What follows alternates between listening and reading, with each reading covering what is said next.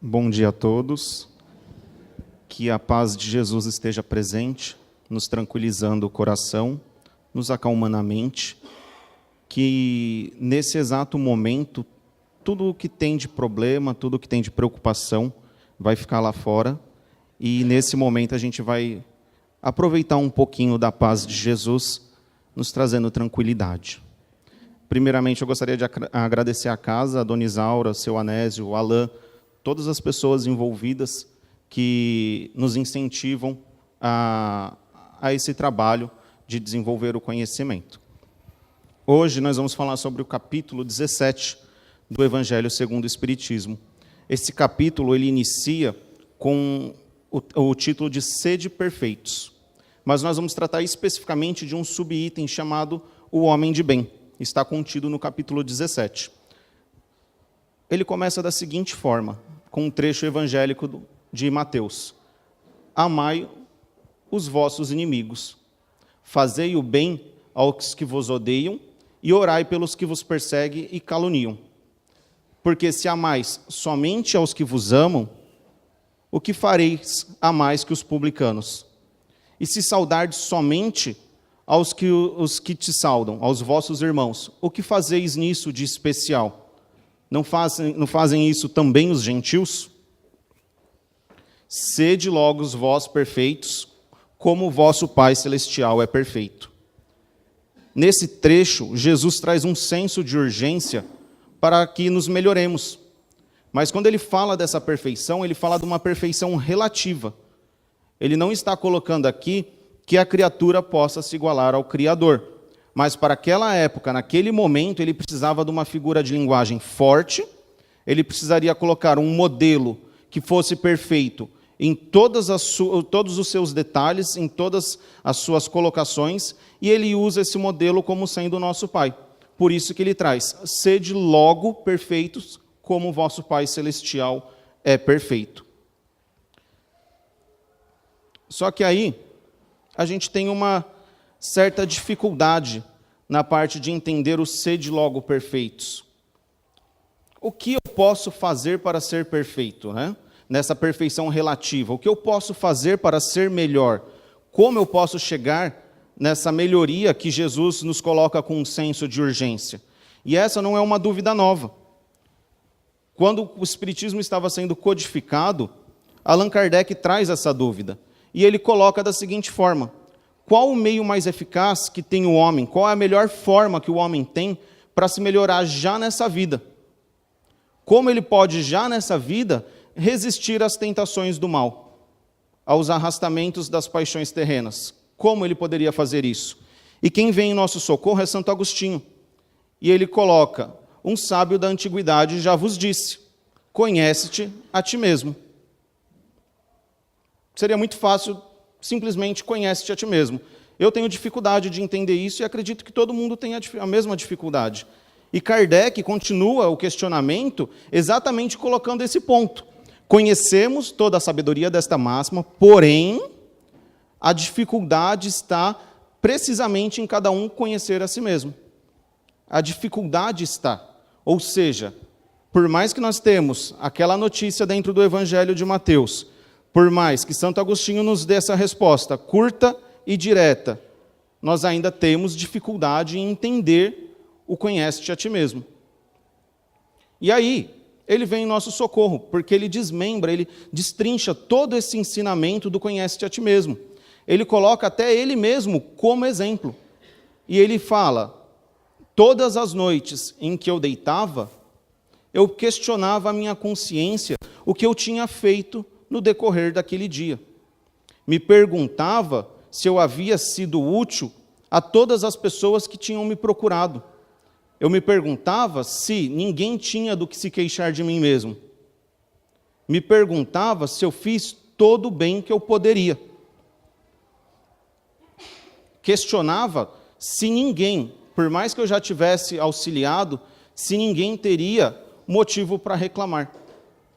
Se eu tinha atendido à necessidade dos meus irmãos.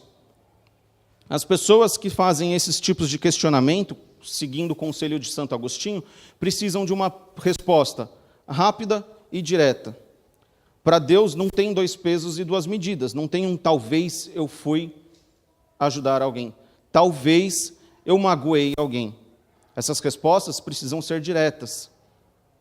Se as respostas para essas perguntas forem positivas, se nós tivermos feito todo o bem que poderíamos, se não tivermos magoado ninguém, se em determinado momento do nosso dia, com as nossas atitudes, não tivermos ofendido a Deus, não tivermos ofendido ao nosso próximo e nem a nós mesmos, então nós podemos passar para a próxima vida de cabeça erguida, sabendo que não temos nada a temer do outro lado.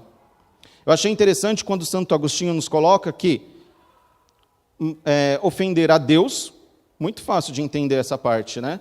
Porque quando eu pratico o mal contra o nosso próximo, eu estou praticando contra Deus. Mas eu achei interessante quando ele coloca contra nós mesmos.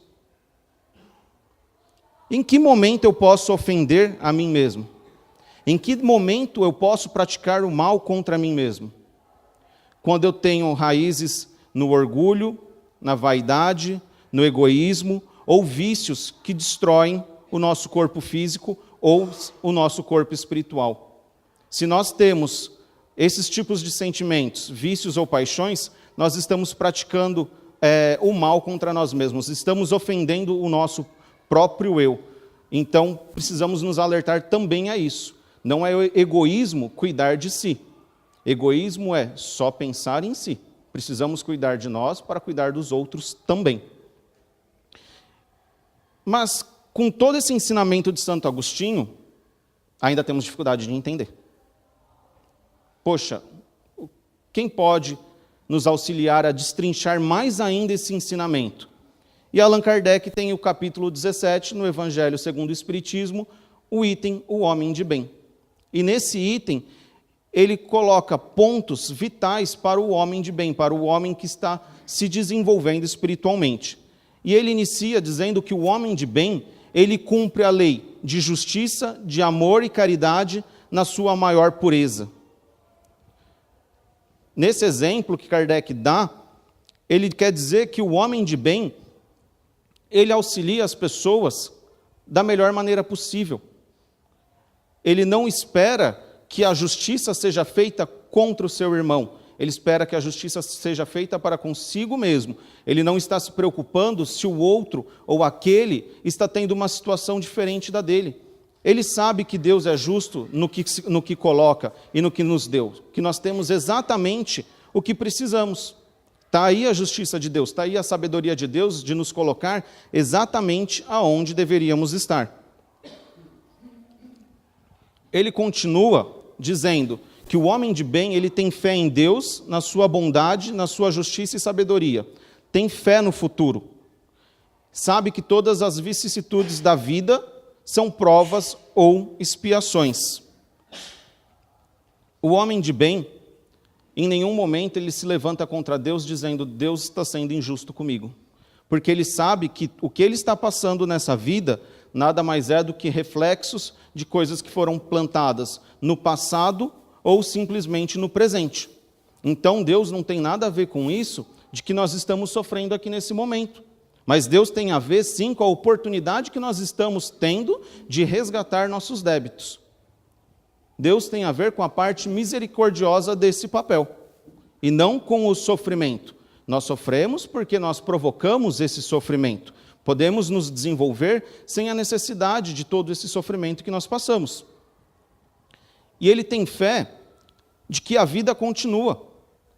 O Espiritismo nos traz esse conhecimento através de toda a obra codificada. Sabemos que este é um momento que estamos passando, mas que a nossa verdadeira vida é a vida espiritual. Se nessa vida nós entendermos que aqui tudo acaba, faria o maior sentido do mundo a gente gastar todas as nossas energias e passar por cima de todo mundo para conquistar o que a gente precisa. Só que essa vida é um momento diante da eternidade. Esse momento aqui, ele vai durar esses 80 anos e nós vamos seguir para a pátria espiritual. E como nós vamos chegar na nossa verdadeira vida? Cheios de bens materiais, cheios de orgulho e vaidade? Não é isso o que nós precisamos levar para lá. Como um viajor, a gente precisa preparar a nossa bagagem para onde nós iremos viver por um bom tempo, quiçá eternamente. O homem de bem, ele faz a caridade, ele pratica o bem, sem esperar nada em troca. E Jesus já nos traz essa notícia lá no Evangelho. Ele coloca: quando, pois, deres esmola, não faças tocar trombeta diante de ti, como fazem os hipócritas nas sinagogas e nas ruas, para serem glorificados pelos homens. Em verdade vos digo que já receberam o seu galardão. O homem de bem, ele traz isso no coração. Ele ajuda o teu próximo sem esperar que aquele retribua, seja com gratidão, seja com um reconhecimento material, seja com um muito obrigado. Os espíritos superiores chegaram num estágio em que o bem é um hábito. Praticar o bem faz parte da sua rotina e ajudar o seu semelhante é algo comum. Quer ver um exemplo disso? Jesus. Jesus veio à Terra esperando que nós dessemos algo em troca para Ele? Ele chegou aqui sem esperar nada, trazendo a boa nova, nos mostrando o caminho certo a seguir, e nós retribuímos com a crucificação. Essa foi a nossa gratidão a Jesus, colocando-o numa cruz. E como Ele devolve essa ingratidão? Com mais amor, nos assessorando através do Consolador prometido, através do Espiritismo. Não existe exemplo maior de fazer o bem sem esperar nada em troca do que o nosso próprio Mestre. Então, que tomemos ele como exemplo, sem esperar nada em troca, e vamos auxiliar o nosso próximo. Vamos ajudar no que podemos ser útil. Que nem o Santo Agostinho disse, perguntar se, em todas as ocasiões em que eu pude ser útil, se realmente eu atendi àquela necessidade, se eu fui útil ao meu irmão. E o homem de bem, ele encontra satisfação no que ele faz. O homem de bem, ele se sente feliz em poder ser útil. Nós, como espíritos, filhos de Deus, já notaram que nós nos sentimos uma alegria, sentimos um bem-estar por praticar a caridade? É algo que não se explica. Toda vez que você é útil a uma pessoa, seja com palavras, seja com um bem material, seja da forma que for, emprestando o seu ouvido para ouvir aquela lamentação, aquela necessidade que o irmão está passando, você se sente muito melhor. O seu dia parece que rende mais, você se sente realmente como parte de um todo, você se lembra das palavras de Jesus e fala, nossa, realmente eu pude ser útil a alguém. Então, nós fomos criados para fazer o bem. Não fomos criados para viver no pecado, no erro, nas tentações. Não fomos criados para viver praticando a iniquidade. O nosso coração é do bem. Tanto é que tem um fato muito interessante que eu li numa reportagem sobre a história do nazismo, em que, quando foi criada a câmara de gás, foi para salvar a sanidade dos soldados nazistas. Porque antes de criarem a câmara de gás, precisava-se executar os judeus a tiros. E o que estava acontecendo com aqueles soldados? Estavam enlouquecendo. E aí tiveram a magnífica ideia de criar a câmara de gás. Mas isso demonstra que o homem não foi feito para o mal. O homem não foi criado para a prática do mal. Nós nos sentimos saudáveis, bem e felizes com a prática do bem. E Paulo já traz isso na carta aos Romanos. Alegrai-vos com os que se alegram.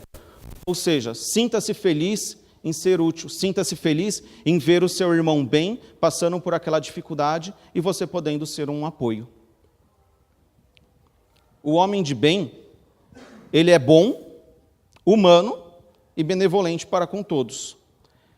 Ele respeita nos outros todas as convicções sinceras. E a caridade, mais uma vez, é o seu guia para tudo. Aqui chama muita atenção a parte que respeita nos outros todas as suas convicções. Nós, espíritas, temos um conhecimento tremendo que veio das mãos dos espíritos superiores através da codificação. Sabemos que existe a reencarnação, sabemos que existe a vida após a morte, sabemos de tudo isso. Só que algumas crenças não acreditam nisso. E em determinados momentos do nosso dia, nós colocamos isso como debate. Entramos com a falta de respeito à convicção dos nossos irmãos. Precisamos provar que a reencarnação existe, precisamos provar que a vida após a morte existe. Mas, cada um que aqui chegou, eu e cada um de vocês, nós chegamos aqui porque alguém violou a nossa convicção ou por necessidade do nosso coração, por alguma circunstância que estávamos passando. A gente conheceu o Espiritismo quando passávamos por alguma dificuldade, quando tínhamos necessidade de uma consolação. E como mágica aparece alguém que é espírita, que tem esse conhecimento e divide com a gente da maneira mais tranquila possível, sem colocar numa forma de debate. E aí a pessoa se convence de que o Espiritismo é o Consolador prometido. Não é através da violação da convicção de ninguém. Então nós, como os espíritas, temos o dever de respeitar a convicção de cada um. Temos o dever de saber que não é o Espiritismo, ou o catolicismo, ou o budismo, qualquer crença que vai salvar alguém. Como homem de bem, nós sabemos que o que vai salvar alguém é a caridade. A caridade é o nosso guia. A caridade é quem vai nos levar, é quem vai abrir as portas do céu para nós. E isso, Jesus já deixa bem claro no Evangelho. Eu vos digo, amai os vossos inimigos, fazei o bem àqueles que vos odeiam e orai por aqueles que perseguem e te caluniam. O homem de bem, ele não tem ódio, nem rancor e nem desejo de vingança. E esse desejo de vingança, esse sentimento de ódio e de rancor, ele não precisa ser exteriorizado. Muitas das vezes nós não temos a coragem de exteriorizar esse sentimento, mas nós sentimos. Às vezes uma pessoa que nos prejudicou consegue um emprego melhor, compra uma casa, um carro, tem uma família bonita e tudo segue naturalmente. E nós olhamos aquilo e pensamos, poxa, bem que essa pessoa poderia sofrer a justiça de Deus. E a gente ainda coloca Deus na nossa vingança. Poderia sofrer a justiça de Deus. Mas quem somos nós para definir o que é a justiça de Deus? Aí a gente já está entrando numa área que a gente não faz a menor ideia do que seja, né? Não sabemos como que foi o passado e o presente de cada um. Então, quando nós olharmos qualquer situação, não guardemos nem ódio nem rancor. Jesus vai mais longe ainda nessa passagem evangélica quando ele fala da expressão descortês. Mas eu vos digo que qualquer que se encolerizar contra seu irmão merecerá ser condenado pelo julgamento. E aquele que disse a seu irmão, racá, merecerá ser condenado pelo conselho. E aquele que disser, sois louco, merecerá ser condenado ao fogo do inferno. Eu fui pesquisar sobre essa expressão. E essa expressão, ela era dita cuspindo. Era uma expressão descortês, quando você não dava valor para a pessoa a quem você se dirigia. Então Jesus vai tão longe na condenação a esse tipo de pensamento, que ele diz que não mereceremos o reino dos céus, nem mesmo quando a gente for descortês com o nosso irmão. Quem dirá em exteriorizar esse sentimento? Hoje, conhecendo o Espiritismo, não significa que nós não teremos esse tipo de sentimento. Não significa que em determinado momento, lá no trânsito, quando a pessoa te fechar, ainda descer, te xingar, toda a sua família, você vai falar, poxa vida, o que esse cara está fazendo? A gente vai ter esse tipo de sentimento ainda, mas trabalha contra ele. É aí que está o ponto da evolução. Nós não estamos no estágio de sermos espíritos puros e não termos nenhum tipo de rancor, de ódio, nada disso, nenhuma expressão descortês. Se eu viesse aqui e falasse para todos nós que conseguiríamos, quando a gente saísse lá fora, iríamos desanimar. Porque o mundo está lá, não está nesse ambiente de paz, nem todo mundo acredita em Jesus, e nem todo mundo acredita que esse é o melhor caminho. Mas toda vez que um sentimento contrário à caridade brotar no nosso pensamento, respira fundo, eleva o seu pensamento, não precisa ser uma prece extensa, mas peça ajuda para o seu mentor, peça ajuda para Deus e devolva aquele sentimento com amor, com paz, devolva aquele pensamento ruim com energias positivas. O homem de bem, ele é indulgente para as fraquezas alheias. Não se compraz em exaltar os defeitos alheios. Quantas vezes, em conversas nos bastidores do serviço, a gente não exalta o defeito de alguém? Ah, mas aquela pessoa, colocaram ela lá para fazer esse serviço, mas ela não sabe nem o que ela está fazendo. Está tendo dificuldade, já. Eu fiquei sabendo que ela mandou um monte de papel errado para outra área. Ela, coitada dela. Mas será que esse coitado está vindo diretamente do nosso coração? Porque se ele houvesse vindo do nosso coração, ele não estaria exaltando a dificuldade que aquela pessoa está tendo. Estaríamos sendo indulgentes e auxiliando aquela pessoa na dificuldade que ela tem. E isso se aplica a tudo. Se aplica a qualquer defeito que o nosso próximo tenha. Devemos ser duros para conosco mesmo, não para o nosso próximo. Lembra que Santo Agostinho disse, não importa o que os outros te façam, importa o que você faz para os outros. Importa se eu estou tendo indulgência para os defeitos dele. E toda vez que ele levantar os meus defeitos e apontar o dedo e disser, Vinícius, você é isso, fulano, você é aquilo, agradeça. Porque muitas das vezes um amigo, ele não tem a coragem de falar o que você deveria ouvir.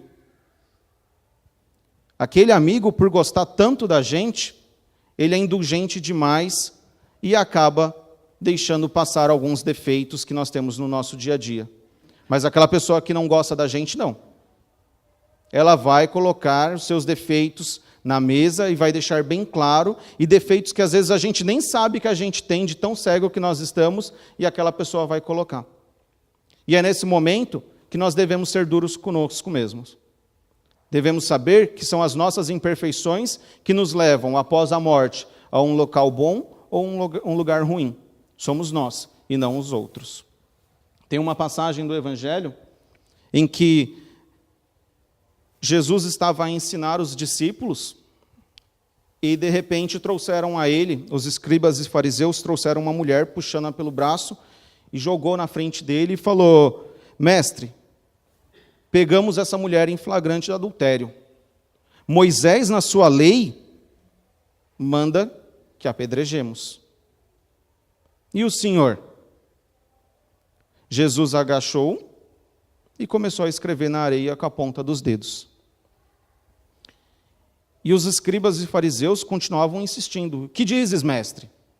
Podemos apedrejá-la? Podemos seguir o que Moisés disse? Jesus, com toda a serenidade do seu caráter, levanta e, olhando para todos, diz a famosa frase: quem tiver sem pecado, que atire a primeira pedra. Agacha, continua a escrever na areia. E nisso, toda aquela multidão começa a se dispersar. Chega a determinado momento que só fica Jesus e a mulher adúltera. Jesus levanta e pergunta, mulher, cadê aqueles que te condenam? Eles não te julgaram? E ela fala, não, mestre. E ele responde, nem tampouco eu. Vai e não peques mais. Se Jesus, na sua plenitude, com toda a sua perfeição, com toda a responsabilidade que tem sobre o globo terrestre, não condenou uma mulher adúltera, por que nós podemos condenar o nosso próximo? Quem somos nós para ter o direito de dizer que fulano ou ciclano merece isso ou aquilo? A exemplo de Jesus, vamos dizer o mesmo, nem tampouco eu. Vai e não peques mais. O homem de bem, além de não julgar o teu próximo, ele entende as suas perfeições. Lembra a resposta de Santo Agostinho? Conhece-te a ti mesmo. Se todas as noites nós nos questionarmos com sinceridade, vamos saber os defeitos que nós temos. E esses defeitos não precisam ir longe, não é coisas eternas, não é problemas que nós queremos resolver daqui com milhares de anos. Não, são coisas comuns do nosso dia a dia. São momentos em que a gente pode ser mais educado, mais doce na fala, tratar os filhos com mais carinho, tratar a esposa com mais atenção. São esses tipos de imperfeições que o Evangelho se refere. O Evangelho não exige da gente que criemos asas de anjo do dia para a noite. Não somos como Paulo de Tarso, que, após a visão de Jesus, se transforma no maior apóstolo do cristianismo, propagando toda a boa nova para todos os gentios. Então, não temos a pretensão de sair dessa vida perfeitos, mas melhores. O homem de bem, ele usa, mas não abusa dos bens que lhe foram concedidos. E não são os bens materiais. Porque se fosse somente os bens materiais, esse trecho estaria restrito para as pessoas com um grande poder aquisitivo. E o Evangelho é para todos. Se pararmos para pensar, todos nós aqui temos uma grande riqueza. Seja o carinho, seja a inteligência, seja a habilidade de confeccionar artesanato, seja a habilidade de cantar. Todos nós temos um baú de riqueza que Deus nos proporcionou. E isso entra aqui. Usa, mas não abusa das riquezas que Deus te deu.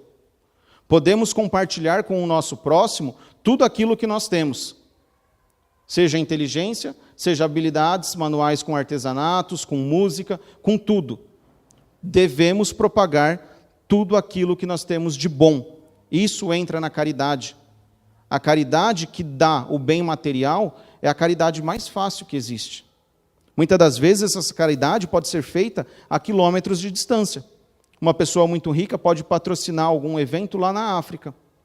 E qual o envolvimento que ela está tendo com aquilo? O que ela está doando verdadeiramente dela?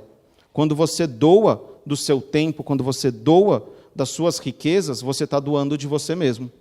E lembrando que a quem muito foi dado, muito será pedido. A quem muito foi confiado, muito será pedido. Então tenhamos em mente que está aqui a nossa chave. Está aqui a entrega que podemos fazer que Deus nos pediu.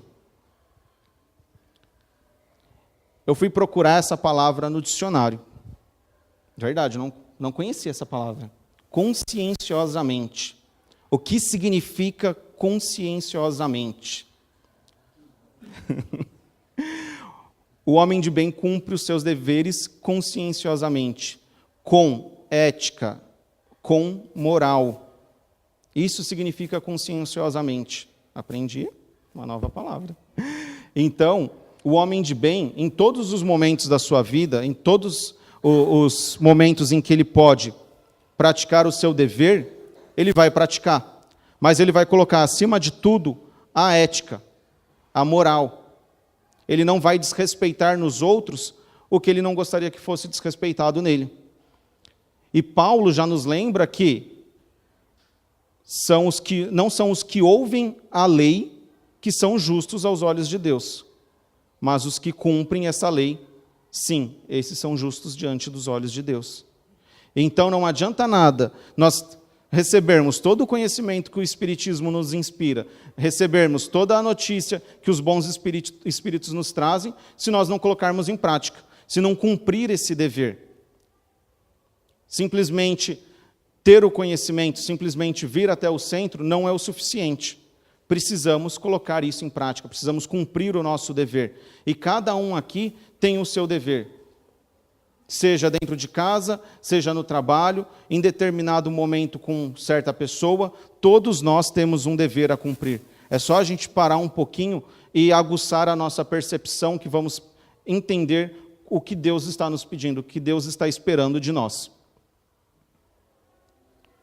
E por fim, o homem de bem, ele respeita todos os direitos que as leis da natureza dão ao seu semelhante. E aí vem Mateus: tudo aquilo, portanto, que quereis que os homens vos façam, fazei-o vós a eles, pois esta é a lei e os profetas. Se a gente pegar todos os slides anteriores, tudo que a gente conversou agora, e restringir a isso, dá certo. Tudo aquilo está contido nessa frase. Anteriormente, a gente simplesmente destrinchou isso. Mas, precisamente o que devemos fazer é respeitar o outro. Colocar como um balizador a seguinte pergunta: se essa atitude que eu estou tendo fosse praticada comigo mesmo, como eu me sentiria? Se eu visse uma terceira pessoa praticando essa atitude com outra pessoa, como eu iria qualificar essa pessoa que está tendo essa atitude? Eu diria que ela é cristã, que é um homem de bem? Esse balizador vai nos conduzir sempre a ter atitudes melhores. Vai deixar muito claro para a gente qual é a atitude que nós gostaríamos que fosse feita conosco.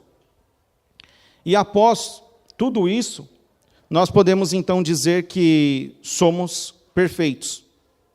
Assim como Jesus disse: sede logo os perfeitos, nós destrinchamos todo esse sede perfeitos em alguns tópicos dos homens de bem. E praticando tudo isso, já podemos nos considerar como perfeitos, como espíritos puros? E aí vem uma pergunta, Allan Kardec sempre exato no que precisa. Ele faz essa mesma pergunta. Ele pergunta aos espíritos superiores: se tirarmos, a parte de todos os defeitos, se nós tirarmos do espírito o orgulho, a vaidade, as más paixões, qual é o sinal mais característico da imperfeição? Olha a profundidade dessa pergunta. Se em determinado momento da nossa vida nós não tivermos orgulho, não tivermos egoísmo, tivermos as atitudes do homem de bem, qual é o sinal ainda de que somos espíritos imperfeitos? O interesse pessoal. Quando nós paramos para pensar, depois de ler essa resposta, Jesus desceu à terra sem o interesse pessoal. Jesus não precisaria estar aqui, ele não precisaria ter vindo, ele não precisaria assumir essa responsabilidade. Mas ele veio, não por ele, por nós. Enquanto o móvel das nossas ações ainda forem o interesse pessoal, ainda nós temos muito trabalho a praticar, nós temos ainda muito trabalho a se desenvolver. Só vou ler um trecho que eu gostei dessa frase. Ele coloca: o verdadeiro desinteresse é mesmo coisa tão rara sobre a terra que é admirado como um fenômeno quando ele se apresenta. Coisa tão rara sobre a terra. Ok, então nós já sabemos quais são as atitudes que nós precisamos ter, já sabemos que mesmo tendo essas atitudes, ainda seremos espíritos imperfeitos a trabalhar o nosso interesse pessoal. Então, nós iniciamos a nossa jornada. Essa jornada que começamos, ela tem um ponto de partida tão preciso que nós não podemos mais voltar atrás. A partir do momento que nós entramos nessa casa, a partir do momento que nós entramos em qualquer templo religioso que tenha o bem como o seu guia, não podemos mais voltar atrás, é um compromisso que nós assumimos. E Jesus deixa isso muito claro quando ele fala que não se pode deitar pano novo em remendo velho. De outra sorte, o pano novo vai se romper, causando uma rotura ainda maior. Ou seja, não adianta nós, com o nosso homem velho, querer ultrapassar esse momento que nós estamos assumindo. Se hoje nós estamos assumindo o compromisso de sermos melhores, estamos assumindo o compromisso de ser o homem de bem, nós não podemos deixar que as atitudes do homem velho renasçam. Se nós já vencemos algumas imperfeições que nós temos, nós devemos trabalhar para que elas permaneçam vencidas e não venham novamente a frutificar, seja por conta de alguém pisar no nosso calo, Porque quando a gente olha ali o interesse pessoal, a gente ouve muito a seguinte frase: eu sou bonzinho, sou um cara legal, muito fácil de se conviver, mas não pisa no meu calo. Não pisa no meu calo, que aí você vai ver quem realmente eu sou. Então, não é esse o homem velho que pode surgir depois que a gente inicia a nossa jornada. A partir do momento que a gente assume, segue. E lembrando que não podemos servir a dois senhores. Mamon aqui se expressa como tudo que é contrário às leis divinas. Não é simplesmente a questão material, não é só a materialidade, mas tudo o que é contrário à lei de Deus, seja o dinheiro praticado de forma errada, seja a vida sensual, seja a droga, seja o egoísmo, qualquer coisa contrária à lei de Deus. Então, a partir do momento que decidimos servir a um Senhor, é a Ele que devemos seguir, é a Ele que devemos respeitar, para quando entrarmos no mundo dos espíritos, possamos entrar de cabeça erguida. E o interessante desse capítulo que ele traz é que depois de o homem de bem vem o bom espírita. E ele define que o verdadeiro espírita e o verdadeiro cristão são uma e só coisa. Não podemos nos dizer espíritas se não estivermos tendo atitudes cristãs. Uma e outra são a mesma coisa. O espiritismo vem como consolador prometido no exato momento em que nós precisamos. E ele se identifica como consolador prometido simplesmente por um único detalhe que me fala muito alto. Ele relembra todos os ensinamentos de Jesus. Perceberam que em cada trecho que ele fala, que Kardec fala do homem de bem, já tem uma notícia, já tem uma passagem no Evangelho que foi escrito 2000 anos antes, dizendo a mesma coisa? Kardec, ele simplesmente codificou a doutrina relembrando os ensinamentos que já estavam contidos no Evangelho. Ele simplesmente deu um sentido espiritual para as coisas que já estão escritas dentro do Evangelho. Então nós temos um material robusto, que são os 4 Evangelhos, que são os Atos dos Apóstolos, que contém todos esses ensinamentos. Hoje, à luz da doutrina espírita, podemos pegar esse livro e lê-lo de uma maneira diferente, considerando o fator espiritual, a pré-existência do espírito e a vida após a morte. Então, não deixemos de lado a oportunidade de estudar e praticar, lembrando sempre que o verdadeiro espírita são um e só a mesma coisa. Era essa a mensagem que eu gostaria de trazer para vocês. Espero que tenha sido claro. Agradeço a caridade de vocês, a indulgência de me ouvir e espero continuar nas garras da Dona Isaura. Obrigado, pessoal.